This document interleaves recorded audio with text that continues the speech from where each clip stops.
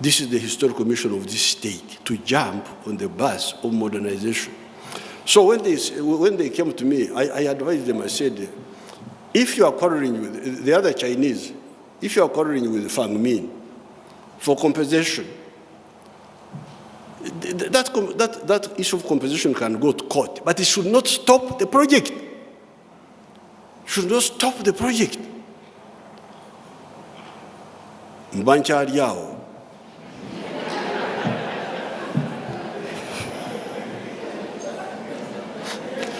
Because that's how the Africans survive. They are in no hurry. You can see the language also is not in a hurry. Mbancha Liao. When I was still there, I heard that a court had stopped the man who had put $630 million on the ground.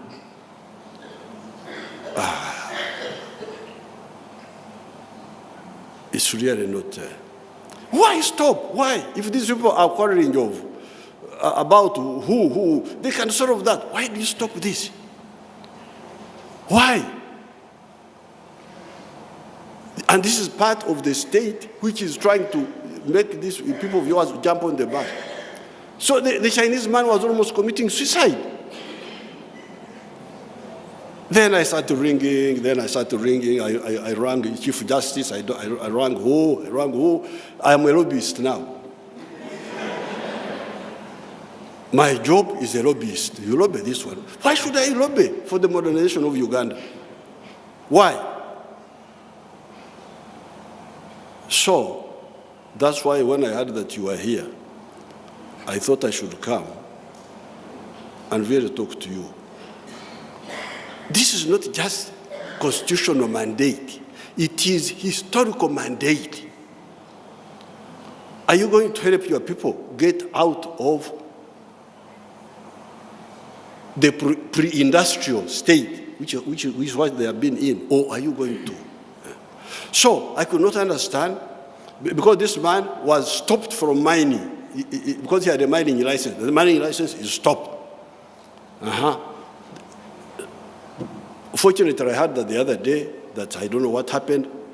The man was about to kill himself, but I heard that it was lifted. That's what I heard.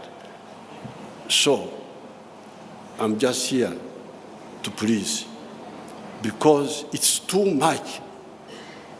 I cannot, what is the logic? You could tell me, what would be the logic? I'm now here, when these foreigners leave, you tell me what is exactly.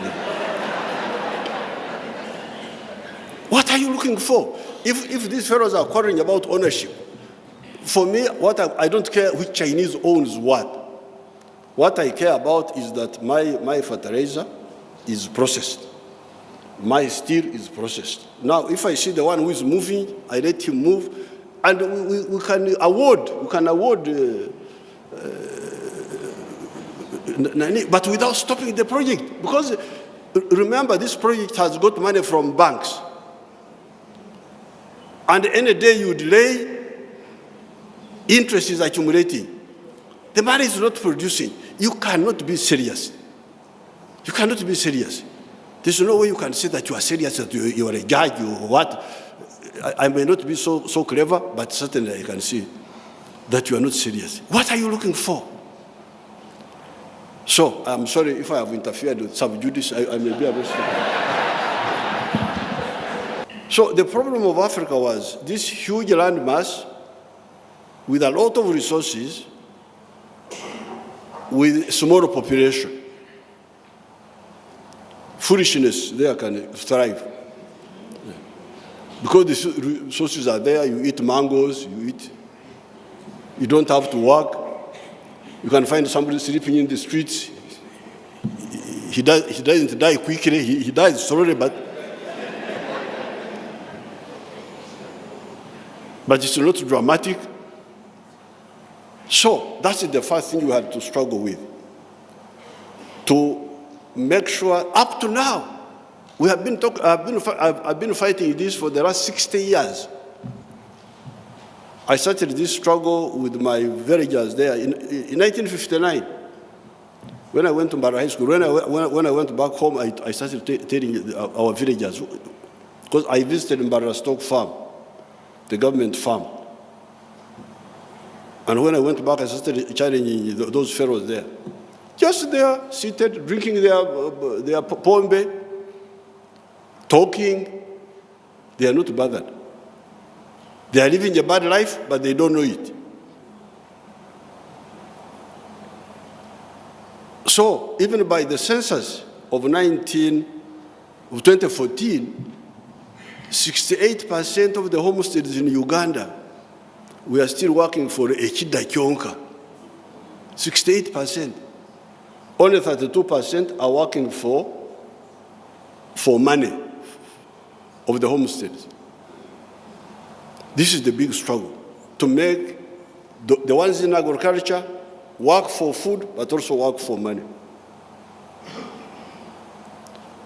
But secondly, industries. Because if you have got agriculture only, and you don't have industry,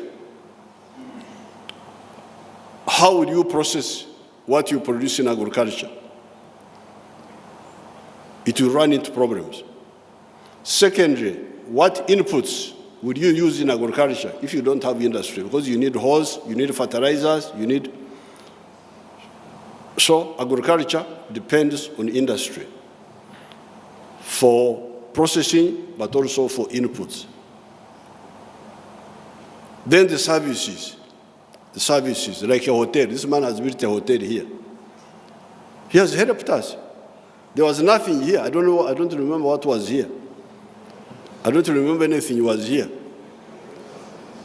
But we come now, there's a very nice place. We can sleep here, even if you... the other day, in the NRM day, I told them how one day I was moving my father's cow from a place called Kanuni in Ibandakazo to Kashari. I was moving it on foot. Okufunya, they call it okufunya, when you walk the cow. English is a poor language, they don't have enough words. But when you say okufunya, it is very clear. That's why we say, for you people to get on the modern bus, which you have been missing for the last 600 years, since Europe shifted to machine power, and for you, you remained with muscle power, we need the four sectors: commercialized agriculture, industries, modernized services, like this hotel here. So I don't have to know anybody in Kampala. I can come, pay money to this man, and I sleep here and go away. I don't have to inconvenience, when I'm not in Kampala, I don't have to inconvenience any relative to come and stay with the relative, because the services are not developed. But there's also another sector which has come up, the ICT, and I'm glad you are beginning to use it here, the computers. That is also another sector which was not there, which has now come up. So that means now there's a little bit of waking up now, what we have been saying, some degree of waking up in agriculture. That's why you hear now that there's a lot of coffee. Coffee has gone to 5 million bags from 2 million bags. Tea, 60 million kilograms from 3 million. Maize, from 200,000 tons to now 5 million tons.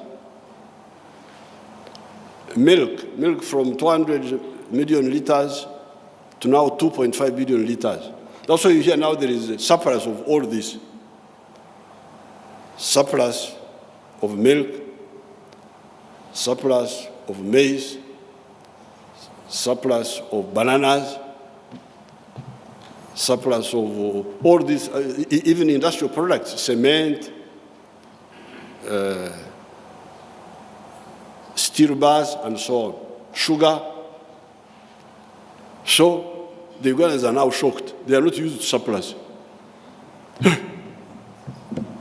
Ngat food. Echengera.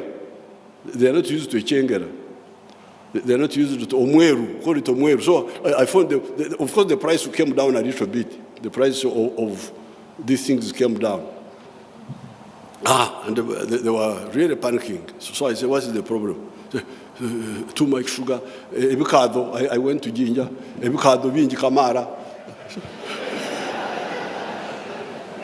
It was ebikado bingi kamara. What are you using them for? Sukari. Sukari mwingi ino. Okay.